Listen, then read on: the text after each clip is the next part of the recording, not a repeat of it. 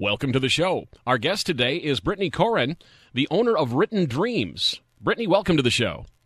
Thank you for having me, Mike. This is pretty exciting stuff. Now, how did you get into the publishing industry? I was really lucky. I walked into a bookstore one day in the old Port Plaza Mall back in the late 1990s, and there was a guy looking for an assistant. I was newly married, had 2 children at home. I was looking for a part-time job and really just fell into it. Wow, how about that? Now, when did you create your company, Written Dreams? Just a few years ago, back in 2011. I worked in that first job for about 13 years, and I kept getting calls from authors to bring me back into the industry. I was working at a different job at the time, and they kept on saying, I really want you to edit my book. I really need you. A couple of authors that had series that I had first started working with them and wanted me to continue on with the series. And so eventually I left that second job and said, okay, told my husband one day, I said, it's time.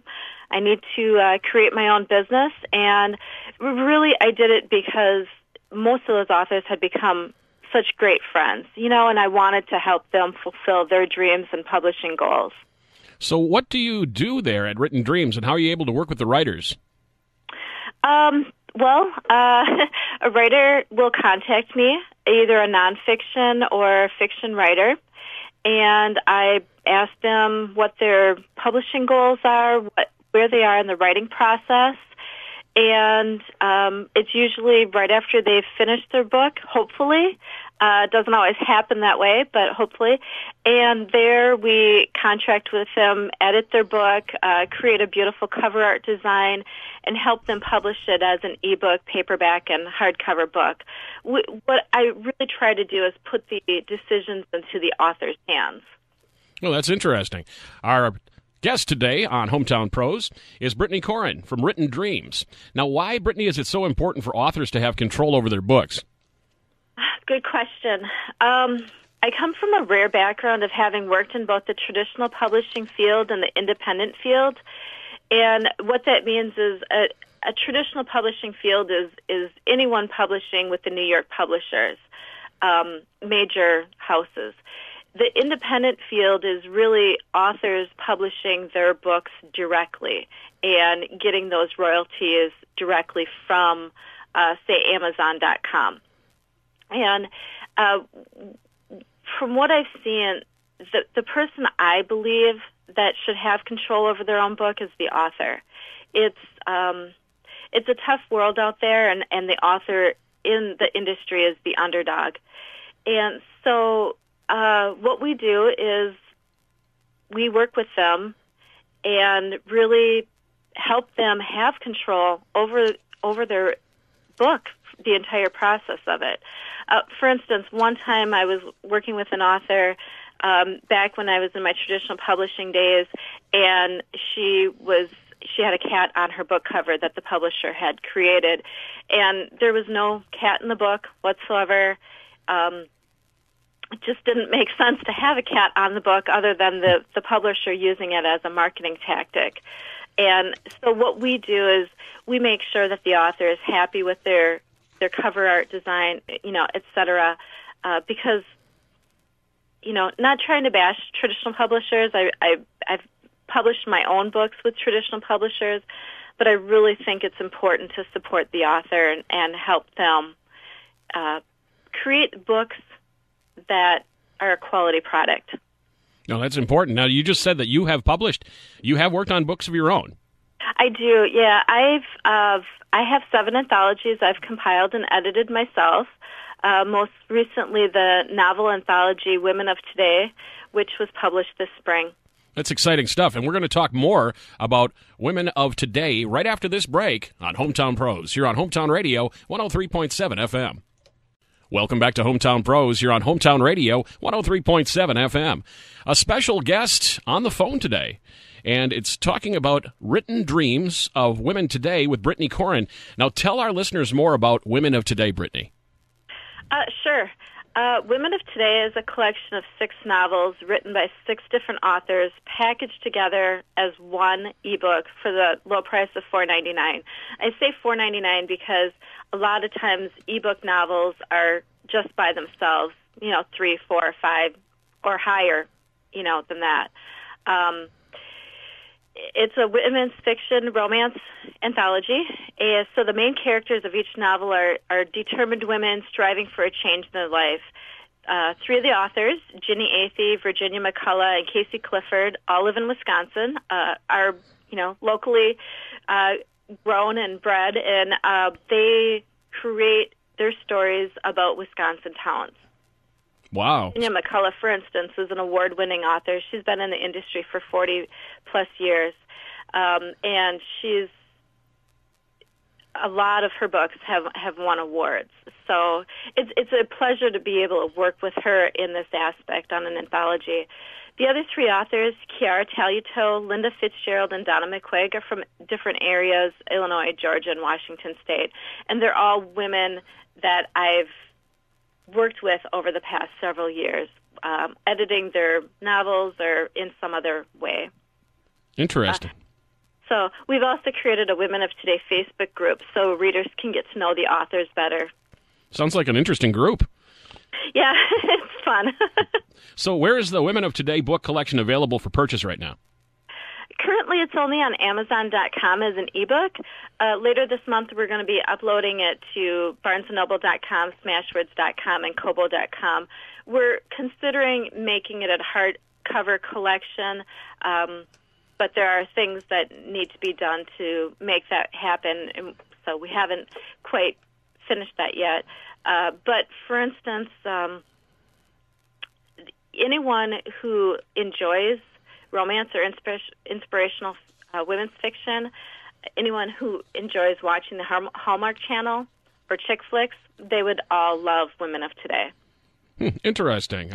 Our guest today is Brittany Corin, owner of Written Dreams, and we're talking about Women of Today. Now, how many books have you worked on during your career as an editor?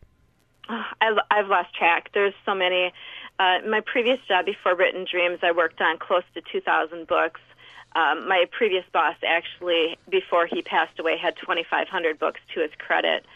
And so I was, in many times, the main editor on those projects, or I handled a different aspect of the book project before it was published. Since beginning Written Dreams in 2011, we've worked on close to 100 books. It doesn't sound like a lot, but when you consider we're publishing between 1 and 3 books a month, it does add up pretty quickly. It sounds both, like nonfiction and fiction, some that are becoming a book series, other that are standalone books. I've even worked on some memoirs that one most recently, My 5 Sisters by Pam Franklin, is being reviewed for a possible film. Holy cow! Raw. I'm a big reader, and I love fiction and nonfiction. Now, what about you personally? What's your favorite book? Do you have a favorite? I don't really. I've always loved reading since I was a little girl. Being the youngest in my family, my mom would encourage me to read by myself until I was able to read my older sister's books. I have 3 older sisters. So for me, a book has always been a safe place where I can explore my innermost feelings and where I can learn new things. That I get to read and edit as part of my job is amazing to me. But, yeah, I guess I would have to go with Gone with the Wind, though. That's one of my go-to books. The reason is because Margaret Mitchell, the author of the book, really does a good job of portraying the depths of character in the story. Scarlett O'Hara or Rhett Butler. Characters that are walking around invisible and naked in a story. That's something Margaret Mitchell doesn't do.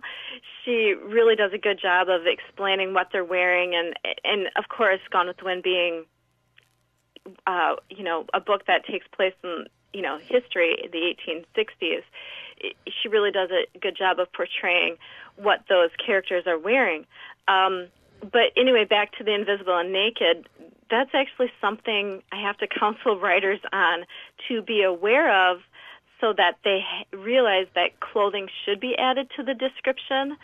In some of my editorial comments, I actually put that in there. Hey, your characters are running around invisible and naked. Do you realize that? But yeah, I would say mostly a favorite authors, C.C. Harrison, mystery writer, Lily Silver, which is another local author to our area, Mary Grace Murphy, Evan Michael Martin, Helen Osterman, Ed Gorman. They're not New York Times best-selling authors, but they're really good, solid writers whose books I've really enjoyed over the years. Boy, that's a long list. Our guest today, Brittany Corin, owner of Written Dreams. Now, how can our listeners contact you if they have a book they're writing, and do you have any advice on what they should do if they're writing a book? Sure. If they're currently writing a book, my best advice is don't give up, ever. It's a long, hard process, writing a first, second, or even third novel.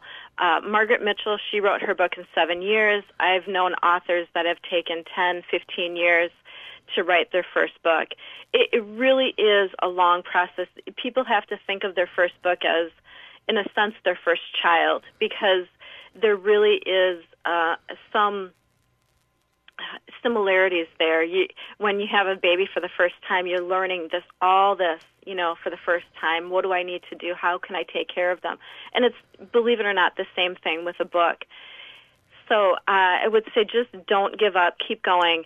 And then after they've finished the book, or where they think they've finished it, that's when they should contact myself or another editor to have them review the book. Always, no matter what, even if you're going the traditional route where a book may be edited, you should always have the book edited before it goes anywhere, because there's things that an author wouldn't see that someone with fresh eyes would. But writing takes a lot of time. It really does. And for myself, with my company, once the book is fully written, it takes between 2 to 5 months to have that book published, versus in the traditional setting, it's usually about 12 to 24 months to have a book published. But they should also have a goal. Writing 1,000 words a day, 6 days a week, until they finish their book is a really good setting. I've heard some people say, I can only do 100 words a day. That's fine. Do it. 100 words a day. Just put words on the page constantly. And then, of course, they can contact me through my website, writtendreams.com, spelled exactly the way it sounds. And from there, we can set up a time to discuss their book project and see if it's viable for publishing. Writtendreams.com. Brittany, thank you very much for being my guest today. You're very welcome, Mike. I enjoyed it immensely. Thank you. Hometown Pros here on Hometown Radio, 103.7 FM.